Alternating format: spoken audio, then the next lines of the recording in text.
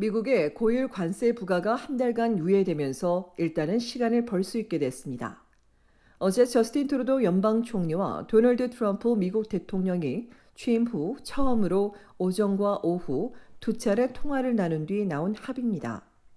합의에 따르면 13억 달러의 국경 보안 강화에 더해 펜타닐 차르 임명과 카르텔 테러 조직 지정, 조직 범죄 정보 수집에 2억 달러를 더 투자한다는 조건입니다.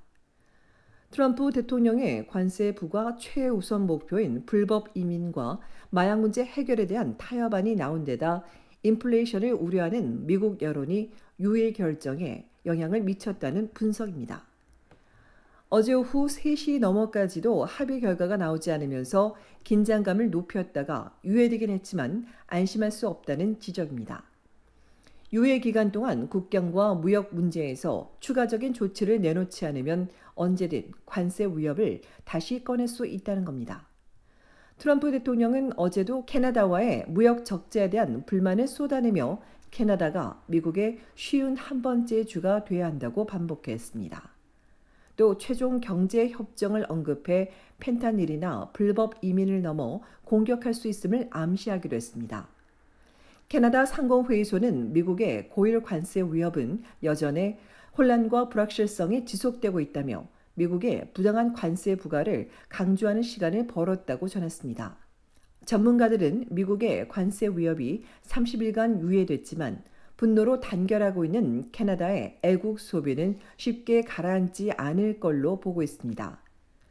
오랜 동맹국 미국 위협에 무시당하고 배신감을 느꼈다는 많은 이들은 노골적인 무례와 공격을 용납할 수 없다며 식품과 넷플릭스에서 휴가, 심지어 대학원까지 미국에 대한 보이콧이 확산하고 있습니다. 캐나다인들은 온라인에서 자국산 구매를 위한 쇼핑 팁을 교환하는가 하면 넷플릭스와 디즈니 월드 휴가를 취소했다거나 정기적인 미국 여행을 가지 않겠다고 밝히고 있습니다. 이들에 대한 응원글까지 쏟아지는 가운데 미국 대학원 진학을 접고 국내나 유럽으로 변경했다는 글도 있었습니다. 이에 전문가들은 이런 애국 소비가 일시적인 유행이 아니라 캐나다가 나아가야 할 방향처럼 보인다고도 분석했습니다. 한편 캐나다와 미국의 관세 분쟁이 진행 중인 가운데 한국연구소에 따르면 한국의 25개 그룹의 해외 계열사 110곳이 캐나다 법인으로 알려졌습니다. 그룹별로 캐나다와 멕시코에 진출한 단순 해외 법인 숫자만 보면 삼성이 68곳으로 가장 많고 현대차 그룹 28곳, 한화 14곳 순입니다.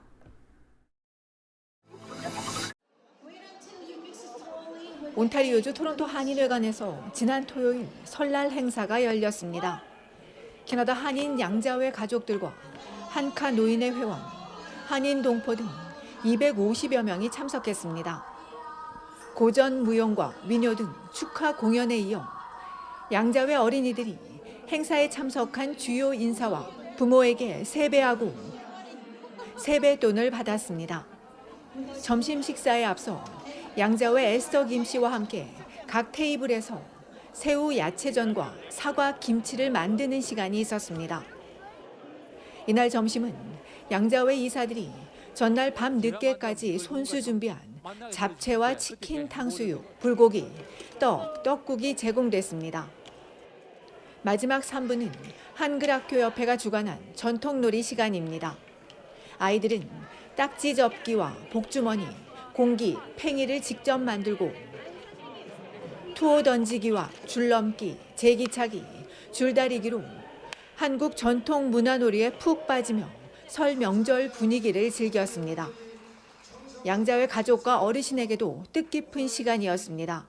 A 3-hour drive for us to get here, but it's worth it for us to come and give our son the Korean culture and see other families like ours.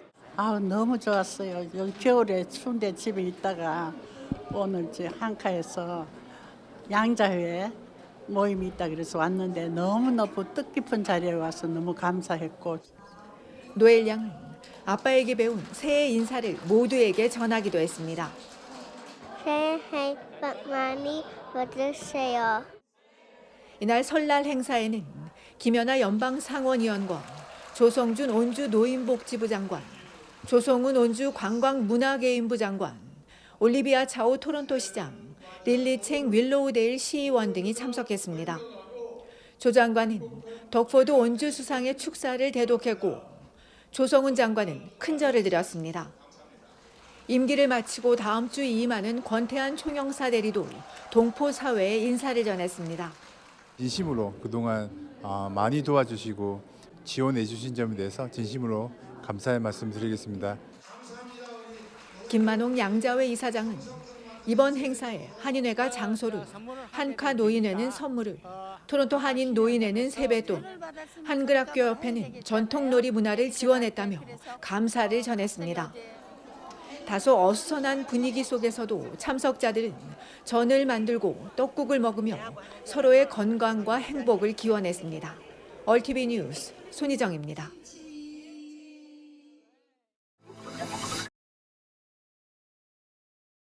추가 검사를 거부당한 뒤 유방암으로 사망한 50대 여성의 사연이 공개되며 유방암 검진 제도의 문제점이 드러나고 있습니다. 2021년 정기 유방 조영술에서 정상 판정을 받은 해리슨 씨는 그러나 조밀 유방 진단을 받고 만일을 위해 자기 공명 영상 또는 초음파 검사를 요청했습니다.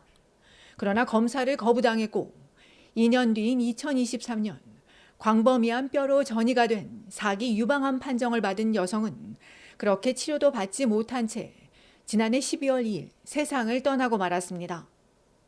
숨진 여성은 추가 검진을 받았다면 완치를 위해 싸울 기회가 있었다고 강조해왔습니다. 조밀 유방은 유방 조직이 일반적인 경우보다 더 치밀하게 구성되어 있는 경우로 암에 걸릴 가능성이 더 높은데 암 발견은 더 어렵습니다. 조밀 유방 환자의 40%가 일반 검진에서 암을 발견하지 못한다는 결과도 있습니다. 때문에 조밀 유방인 여성에게 정기적으로 초음파나 MRI를 제공해야 한다는 목소리가 더 커지고 있습니다. 온타리오주에선 가장 밀도가 높은 D등급 조밀 유방 환자에 한해 가정의가 추가 검사를 허용합니다. 온주 보건당국은 모든 조밀 유방 환자의 추가 검사비를 지원하라는 기술자문위원회 권고에 따라 현재 검토를 진행하고 있습니다. 이 위원회 고문은 MRI 검사에 5년간 최대 4,100만 달러가 필요하지만 말기에는 치료에만 수십만여 달러가 든다며 더 경제적이라고 강조했습니다. 브리티시 컬럼비아주는 추가 검사를 권장하진 않지만 의사소견서가 있으면 가능하며 엘버타주는 각각의 사례에 따라 의료진이 매년 초음파 검사를 고려하고 있습니다. 캐나다 암학회에 따르면 캐나다 여성 8명 중 1명이 유방암에 걸리며 36명 중 1명은 유방암으로 사망합니다.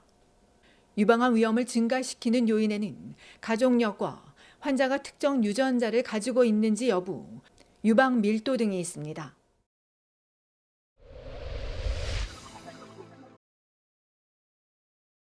온타리오주 정부가 각 가정에 지원하는 $200 수표에 대한 사기 경고를 내렸습니다. 정부는 이 수표는 2023년 세금 신고를 마친 온 주민 모두에게 자동 우편으로 배달되고 주민이 직접 문의했을 경우에만 직접 연락해 질문에 답할 것이라며 그렇지 않은 사례는 모두 사기라고 강조했습니다. 예를 들어 문자나 이메일 또는 문의하지 않았는데도 전화를 걸어 사회보장번호와 은행 계좌 정보, 건강 정보를 요청하면 사기이며 또 환급 프로그램에 가입해야 한다고 요청하는 경우도 사기라고 덧붙였습니다. 정부는 계속해서 수표 발송이 진행되고 있다며 수표와 관련해 궁금한 점이나 불만이 있는 경우 서비스 온타리오에 연락해 문의할 것을 당부했습니다.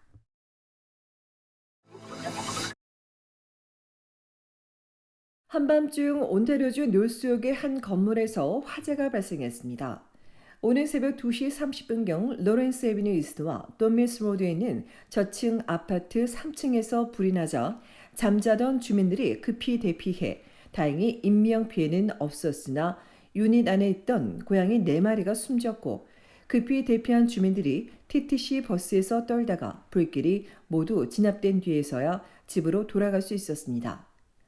새벽 시간 화재 현장 주변 도로가 통제됐다가 해제된 가운데 소방당국이 정확한 화재 원인을 조사하고 있습니다.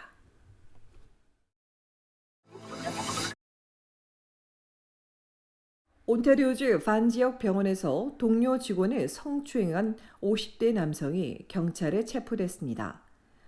욕지역 경찰에 따르면 가해자는 지난해 12월 21일 병원에서 근무하던 동료 직원인 남성을 상대로 성적인 의도로 접촉했고 이후 심한 불쾌감을 느낀 피해자가 27일 경찰에 신고해 수사에 나선 끝에 최근에서야 성범죄 관련 혐의로 남성이 입건됐습니다.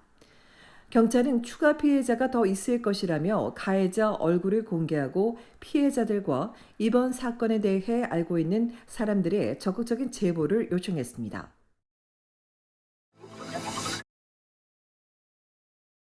지난달 온타리오주 놀스옥에서 발생한 보행자 사망 사고와 관련해 60대 여성 운전자가 기소됐습니다. 토론토 경찰은 지난달 29일 아침 7시 401 고속도로 서부 방면 도로에서 북부 방면 킬스트리트로 우회전하던 차량이 길을 건너던 34세 남성을 치어 숨지게 했다며 부주의 운전으로 행인을 숨지게 한 치사 혐의로 67세 여성 운전자를 기소했다고 밝혔습니다. 이 밖에도 어제 저녁 6시에 배털스 스트리트과 에글링턴 스트리트 인근에서 여성 행인이 차에 치여 중상을 입고 병원으로 옮겨져 치료를 받고 있으며 경찰이 운전자 등을 상대로 정확한 사고 경위를 조사하고 있습니다.